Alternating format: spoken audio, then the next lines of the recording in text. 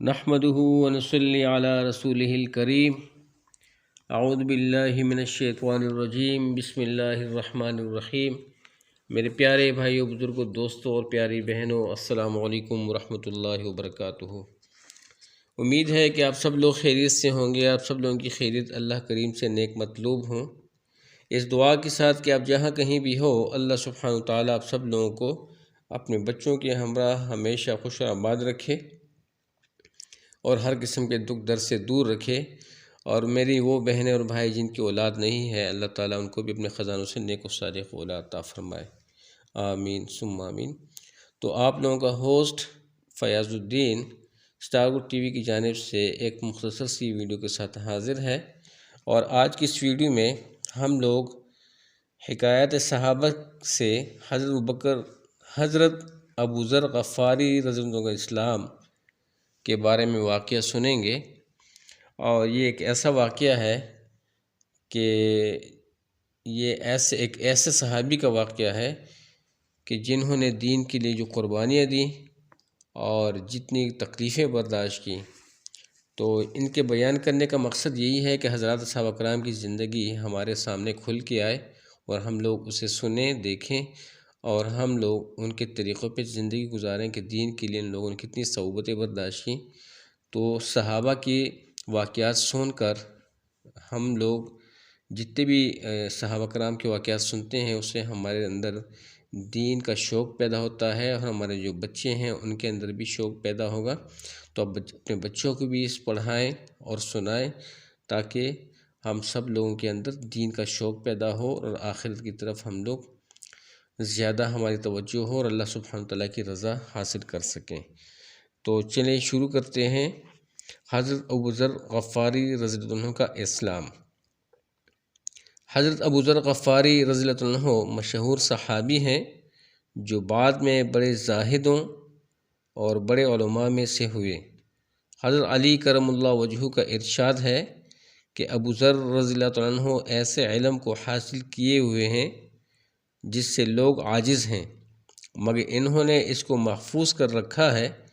جب ان کو حضور اقدس صلی اللہ علیہ وسلم کی نبوت کی پہل خبر پہنچی تو انہوں نے اپنے بھائی کو حالات کی تحقیق کے واسطے مکہ بھیجا کہ جو شخص یہ دعویٰ کرتا ہے کہ میرے پاس وحی آتی ہے اور آسمان کی خبریں آتی ہیں، اس کے حالات معلوم کریں اور اس کے کلام کو غور سے سنیں۔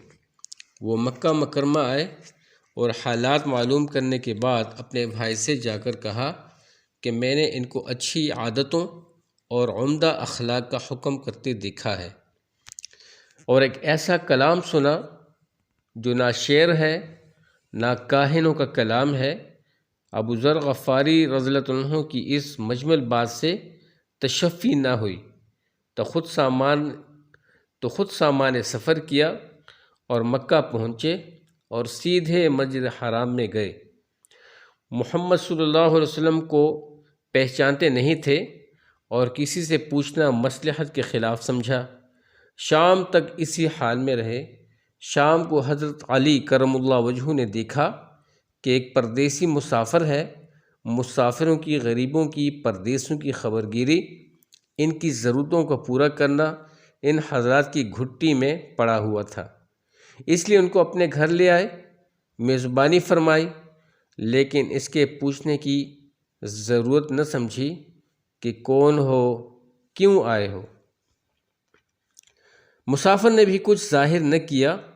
صبح کو پھر مسجد میں آ گئے اور دن بھر اسی حال میں گزرا کہ خود پتہ نہ چلا اور دریافت کسی سے کیا نہیں۔ غالباً اس کی وجہ یہ ہوگی کہ محمد صلی اللہ علیہ وسلم کے ساتھ دشمنی کے قصے بہت مشہور تھے۔ آپ کو اور آپ کے ملنے والوں کو ہر طرح کی تکلیفیں دی جاتی تھیں۔ ان کو خیال ہوا کہ صحیح حال معلوم نہیں ہوگا اور بدگمانی کی وجہ سے مفت کی تکلیف علیحدہ رہی۔ دوسرے دن شام کو بھی حضرت علی رضی اللہ عنہ کو خیال ہوا کہ پردیسی مسافر ہے، بظاہر جس غرض کے لیے آیا ہے وہ پوری نہیں ہوئی، اس لیے پھر اپنے گھر لے گئے اور رات کو کھلایا سلایا، مگر پوچھنے کی اس رات کو بھی نوبت نہ آئی۔ تیسری رات کو پھر یہی صورت ہوئی تو حضرت علی رضی اللہ عنہ نے دریافت کیا کہ تم کس کام آئے ہو، کیا غرض ہے آپ کی؟ تو حضرت ابو ذر غفاری رضی اللہ عنہ نے اول ان کو قسم اور عہد پیما دیے اس بات کے کہ وہ صحیح بتائیں، اس کے بعد اپنی غرض بتلائی۔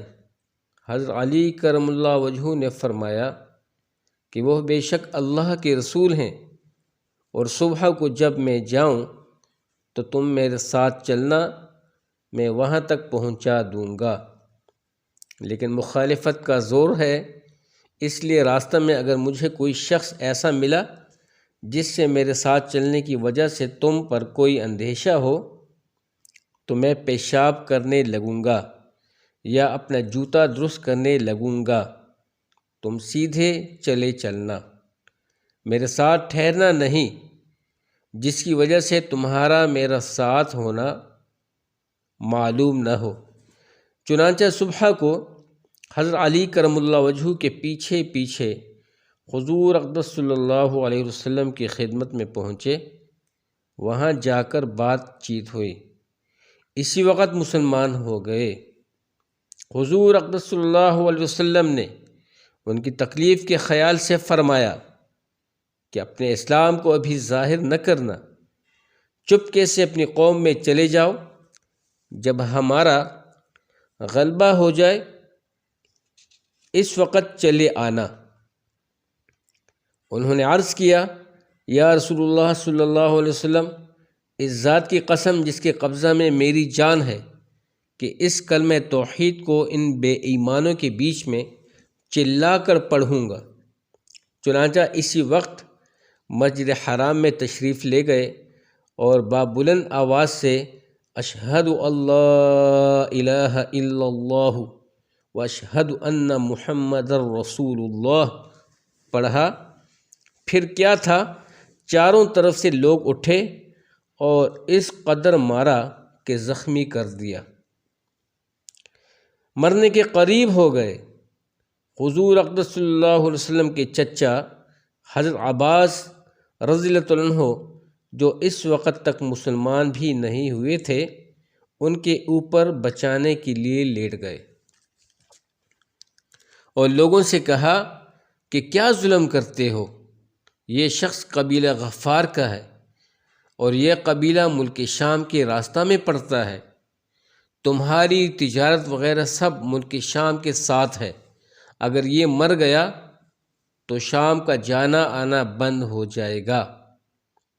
اس پر ان لوگوں کو خیال ہوا کہ ملک شام سے ساری ضرورتیں پوری ہوتی ہیں، وہاں کا راستہ بند ہو جانا مصیبت ہے، اس لیے ان کو چھوڑ دیا۔